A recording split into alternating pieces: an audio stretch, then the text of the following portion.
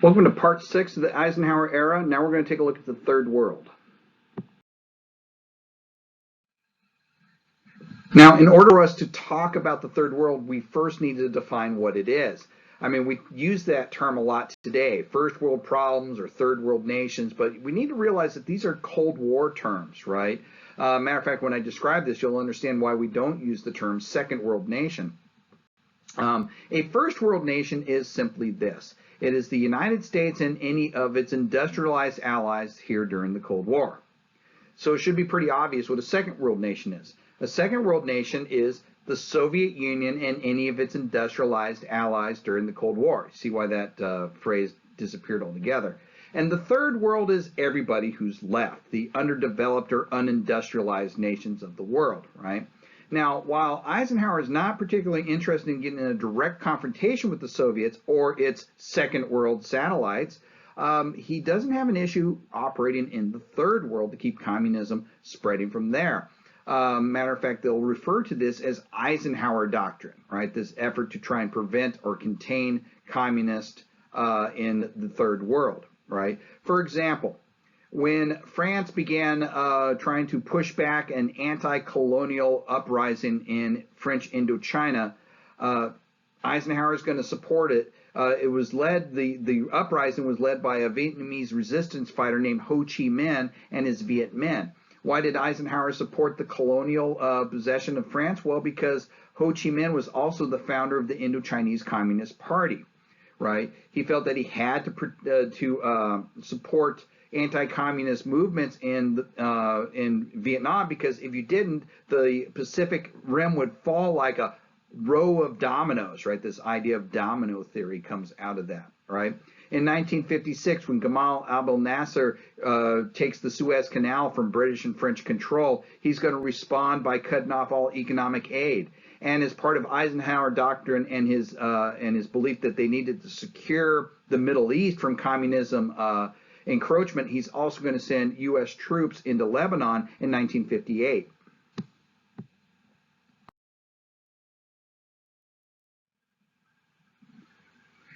Now, Eisenhower had no problem getting involved in the Third World, even if it included overthrowing democratic countries that might fall under Soviet influence. Iran is an example of this. Iran directly bordered the Soviet Union, and so there was always that issue that maybe they would fall under that sphere of influence, some Finlandization, if you will, right? Now, the government in Iran had been set up by the British, and it was set up very much on the British model. In fact, you had a royal family in Iran, the Shah, right? Shah Pahlavi, right?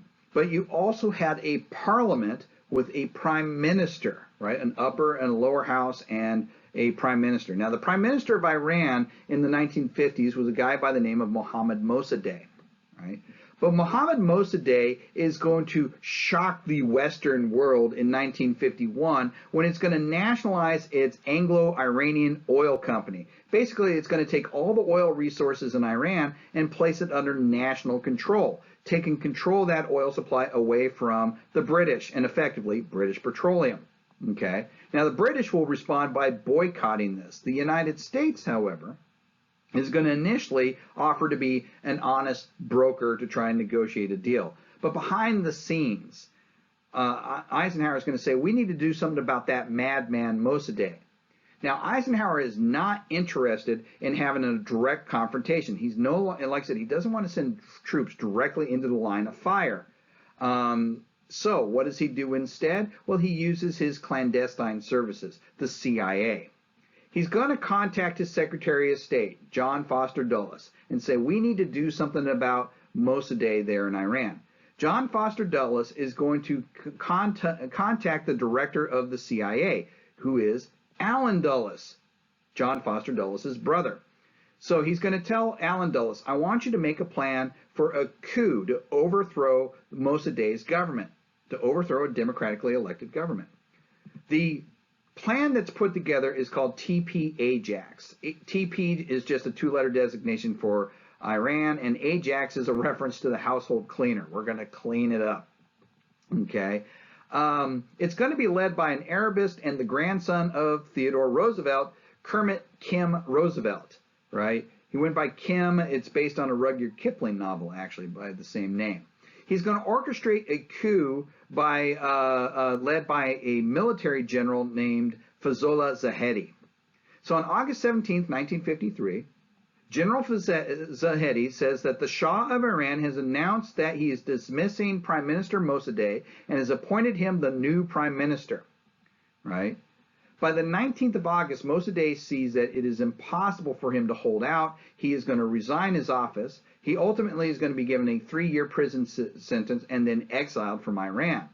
Now, Iran is effectively now under the direct control of the Shah, right, the royal family, with a figurehead military prime minister. So we've overthrown, in this case, a democratically elected government and replaced it with a de facto monarchy/military dictatorship.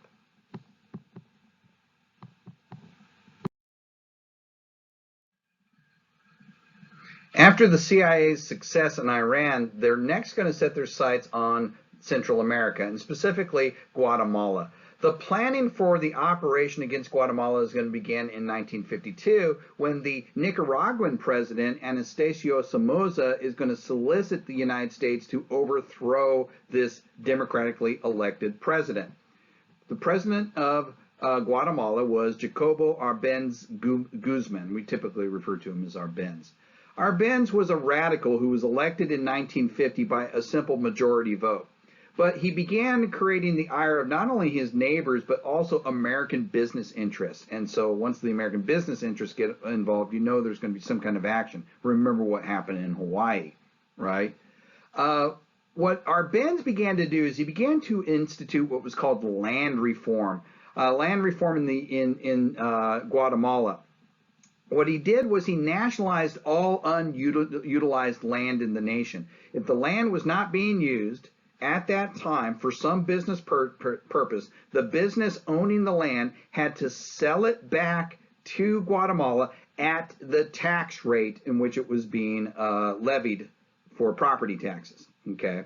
Now, as it turns out, the United Fruit Company of Boston, or you might know it better as Chiquita, owned about 42% of the arable land in Guatemala, but they only utilized about 15% of that land at any given time. So that means that Arbenz was forcing the United Fruit Company to sell back to them 85% of the land that they owned, right, for just $1 million, because remember, it's assessed at a low taxation, a property tax rate. Okay, so between the Nicaraguan president and the United Fruit Company, well, they began putting pressure on the Eisenhower administration. Now, it just so happens that the United Fruit Company at one time employed a very young lawyer who was an up and rising star by the name of Allen Dulles. Yeah, the same Allen Dulles who's now the head of the CIA.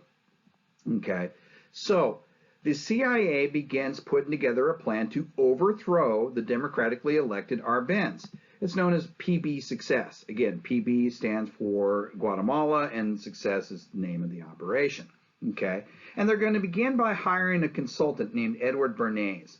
Edward Bernays is going to begin a systematic plan to discredit Arbenz and paint him as a communist sympathizer. He had some very weak connections with the president of the communist state of Czechoslovakia. It's used to build on that. And so the idea is to say that, hey, communism is about to spread into Central America through Arbenz. He's going to bring communism to Guatemala. And so the second stage of PB Success is going to be to conduct a military overthrow of Arbenz's regime.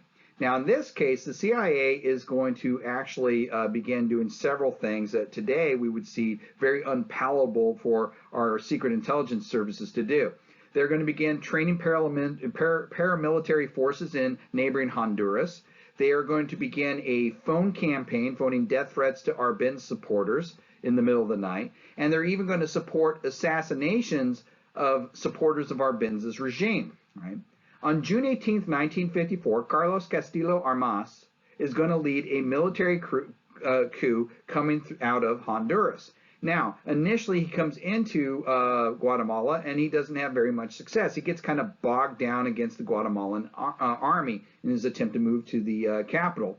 But then a CIA Air Force, of course not painted with CIA markings, you know what I mean, marked with, of course, the rebellion markings, is going to help pave the way, open the door. Arbenz is going to be forced to resign the presidency on June 27th, 1954, and he'll flee to Mexico, right? So, 3 years after the coup, Armas himself is actually assassinated by one of the members of his own army, and the entire nation is going to descend into chaos and anarchy. So we have a democratic elected government that is overthrown, turned into a military dictatorship that then just falls into civil war after 1957, right? The Civil War will not officially be over until 1996.